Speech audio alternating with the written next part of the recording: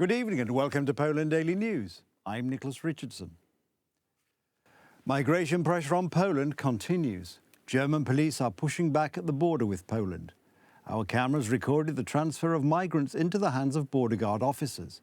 It's apparent that the pressure makes sense, as there have been many times before when German police have simply abandoned foreigners within Poland. But this is just one aspect of the migration problem.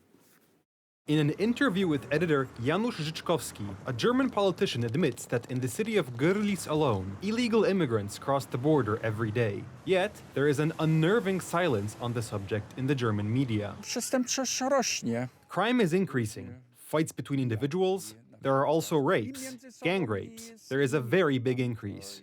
Since the Germans have introduced controls on the border with Poland, there are up to a dozen police patrols in crossing areas, e.g. near bridges. No, ale migranci już... It has become a bit more stressful since these checks are carried out, but you can live with it. But the migrants are already here. I think the EU should do more. Set up some external borders so they can't get through. On the German side, the federal police carry out border checks up to 20 kilometers into the country. Meanwhile, on the Polish side, not so much effort is put into border protection. In this video, you can see the German police handing over migrants to Polish border guards. This can be claimed as a certain success of the media investigation, because we have often seen such expulsions without the presence of the border guard. Meanwhile, the district prosecutor's office in Siedlce is investigating the overstepping of authority by border guard officers in Usnaż Górny. The case concerns a group of illegal migrants who tried to enter Poland at the border with Belarus at the beginning of the 2021 crisis. The complaint was filed by, among others, the Monitoring Center for Xenophobic and Racist Behavior, an organization known for filing complaints against right-wing circles with the prosecutor's office. It is not clear from these reports what exactly constituted the threat to foreigners to force them to stay on the territory of Belarus. Therefore, in the decision to open an investigation, the general concept of forcing people to stay on the territory of Belarus by criminal threat was used. This requires a procedural review. The specification of what such conduct would consist of may be the result of subsequent procedural steps. The prosecutor's office has not specified of what these criminal threats would consist, but the investigation has been opened. All this is being done within the framework of a special prosecutor's team investigating border incursions. This is the state prosecutor's office after its illegal takeover by Adam Bodnar. There has never been such a politicized prosecutor's office as the one under Adam Bodnar. This team of investigators is responsible for prosecuting the people who guard our borders. Their job is doubly difficult because there are left-wing organizations on the Polish side that help migrants cross the border illegally. When we know that part of the profits made by people smugglers, also on the Polish-Belarusian border, are sent to terrorist organizations, this is idiocy or total political overzealousness. The threat of migration is not only caused by illegal border crossings. In mid-May, the European Union adopted the Migration Pact. It contains a mechanism for compulsory solidarity, i.e., the acceptance of quotas of illegal migrants, together with the provision of housing and social support. What our government has received is a written confirmation that no one, no member state, will be forced to accept migrants. It turns out, however, that no such document exists. This is according to the reply received by the Ordo Iuris Institute from the Ministry of Foreign Affairs. The pact itself is a guarantee that no EU country will be forced to accept refugees, pay for their stay, or contribute to strengthening border protection. That is what we have in writing. This is European solidarity. If you don't want to take in illegals, you have to pay for it. More than 20,000 euros per person, or even more. How does this compare with Prime Minister Donald Tusk's assurances that Poland will benefit from this pact? Poland will be a beneficiary of the Migration Pact. For political brownie points, they will say that Polish interests are secured, but in the end, they will do what they are told to by Brussels and Berlin. Most of the provisions of the EU Migration Pact will come into force in early 2026. The document stipulates that at least 30,000 illegal migrants should be resettled in each country each year. Łukasz Żmuda, TV Republika. New British Defence Secretary John Healey visited Warsaw on Wednesday as part of his first international tour, and he reaffirmed Britain's support for Poland, Ukraine and NATO's eastern flank. But it was important for me to come to Warsaw today to state very clearly the new UK government's unshakable commitment to NATO, to Poland, and to the alliance's eastern flank. Our two countries have a long history of friendship. And Poland, since Putin launched his brutal and illegal full-scale invasion of Ukraine, Poland has demonstrated magnificent leadership. I committed the UK to speeding up the delivery of the military aid already pledged, to stepping up the package of ammunition, guns, essential kit they need, to spending £3 billion this year to support Ukraine and £3 billion each year for as long as it takes. A reconnaissance group of technical troops, engineering troops will be sent soon, and it will make decisions about supporting Poland in the construction of the East Shield. I can say this today, that the reconnaissance group of engineering troops will soon arrive, which will carry out a reconnaissance and continue its mission. Thank you very much for this. This is one of the results of our conversation. Another one is the declaration to send 4 to 6 Eurofighters to the air policing mission to patrol Polish airspace next year. Thank you very much for this declaration. Healy's visit to Warsaw is part of a 2-day trip that includes stops in France, Germany and Estonia, highlighting the new Labour government's commitment to deepening defence ties with the European Union allies. The Minister of Foreign Affairs, Radosław Sikorski, has described the President's opposition to the replacing of ambassadors in key places for good international relations, such as the United States, as the delusions of law and justice.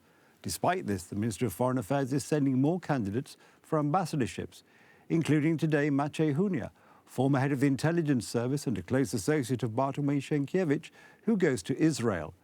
We know that they will occupy a lower rank given the President's already announced protest. Why does the government seem so intent on conflict with the President? The dispute between the Ministry of Foreign Affairs and the Chancellor of the President, Andrzej Duda, is escalating. President Duda refuses to give his consent to the Ministry of Foreign Affairs nominating candidates for several very important positions in the world, including the United States, while the Foreign Affairs Committee of the same approves successive candidates from the Ministry of Foreign Affairs, knowing that there will be no such consent. Why does the government play into the lowering of the ranks of our representatives abroad? I cannot accept that the personnel policy of the Ministry of Foreign Affairs is determined by the delusions of law and justice. It is unacceptable for the President to determine the personnel policy of the Ministry of Foreign Affairs for many years after he is no longer President. The President signs the appointment of ministers and professors, but he does not decide who becomes a minister, professor or ambassador. This is not true. The fact that the President appoints and dismisses ambassadors is stated not only in the Polish Constitution, but also in the Vienna Convention of 1961. It is also a long-standing international tradition that the head of the Ministry of Foreign Affairs is breaking, and he is surely aware of it. There is no possibility of representatives being empowered by the head of state, so the situation of the Polish Foreign Post changes. A chargé d'affaires institution appears in place of the ambassador. The whole dispute started when the Ministry of Foreign Affairs recalled the ambassadors despite the clear opposition of the President. We do not agree with this scandalous and unconstitutional procedure, which undermines both the legal system and Polish diplomacy. As a form of protest, we have left the committee meeting and will not allow this kind of action. The President protested vehemently against the sacking of the Polish ambassador to the United States and the appointment of his successor.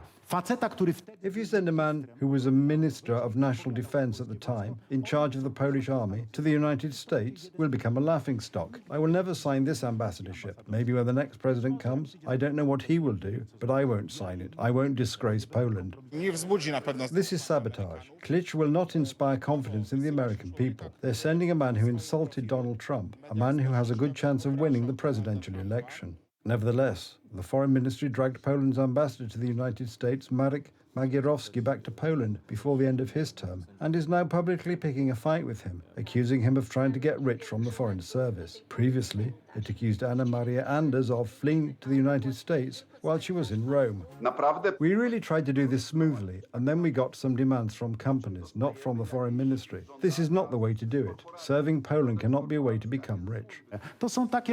These are classic Eastern Bloc tactics for crushing people, intimidating them, forcing them to obey. The Sejm's Foreign Affairs Committee today gave a positive opinion on, among other things, the candidacy of Maciej Hunia for the post of ambassador to Israel. He is a former officer of the Special Services, including the State Protection Office and the Internal Security Agency in the 1990s, head of the Military Intelligence Service and the Intelligence Service. A close associate of Bartłomiej Sienkiewicz, he is also a member of the so-called Krakow Group in the Special Services.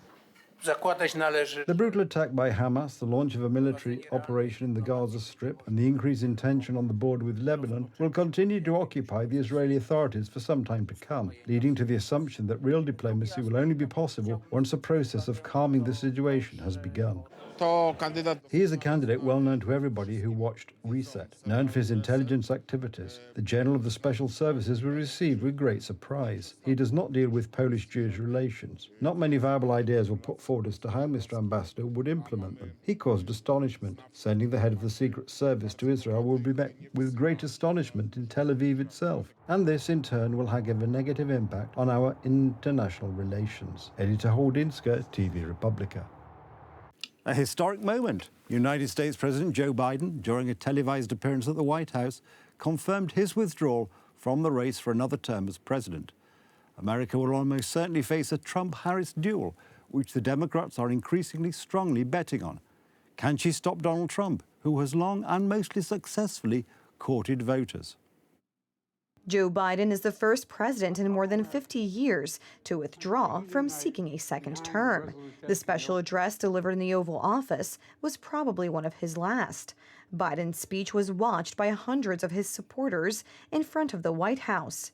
During his speech, Biden confirmed that Kamala Harris should be the one to win the Democratic ticket to run in the elections. You know, in recent weeks, it's become clear to me that I need to unite my party in this critical endeavor.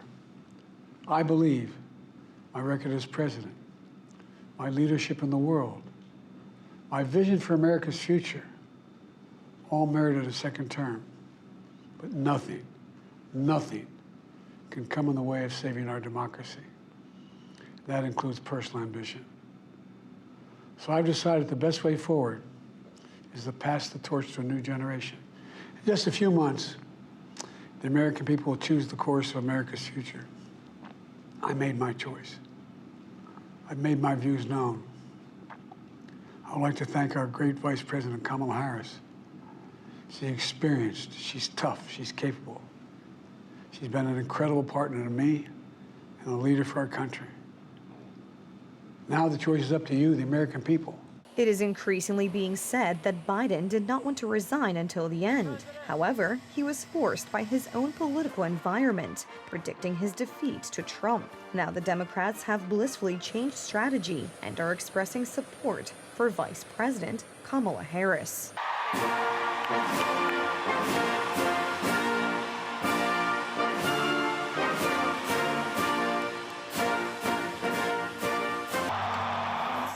In North Carolina, Donald Trump drew crowds. Trump is on a roll and motivated to make his way back to the White House, although it's a not easy, precarious, and dangerous road, as demonstrated by the recent assassination attempt, in which Trump was centimeters, if not millimeters, away from death. They say something happened to me when I got shot. I became nice. And when you're dealing with these people, they're very dangerous people. When you're dealing with them, you can't be too nice. You really can't be. So if you don't mind, I'm not going to be nice. Is that okay? Just weeks ago, Trump predicted Biden's withdrawal from the U.S. presidential race and the replacement by Kamala Harris. Yeah, he just quit, you know. He's quitting the race. Is that right? Yep, I got him out of the race. And that means we have Kamala. Yesterday at the rally in Charlotte, Trump strongly criticized his new Democratic rival, Harris. But this November, the American people are going to tell her, no thanks, Kamala. You've done a terrible job. You've been terrible at everything you've done. You're ultra-liberal, and we don't want you here. We don't want you anywhere. Kamala, you're fired. Get out of here. You're fired. In the background of the U.S. election campaign is the important visit of Israeli Prime Minister Benjamin Netanyahu and talks on ending the Israeli-Palestinian conflict. His speech before the combined chambers of the U.S. Congress was met with protests from left-wing circles. Riots ensued, police used tear gas, and several hundred people were arrested. Whenever and wherever we see the scourge of anti-Semitism, we must unequivocally condemn it and resolutely fight it, without exception. The vast majority of Americans have not fallen for this Hamas propaganda. They continue to support Israel. After today's meeting with President Joe Biden and Kamala Harris, Israel's Prime Minister Netanyahu plans to visit Donald Trump in Florida. That's the news. Thank you for watching, and from me, it's have a good night and a better tomorrow.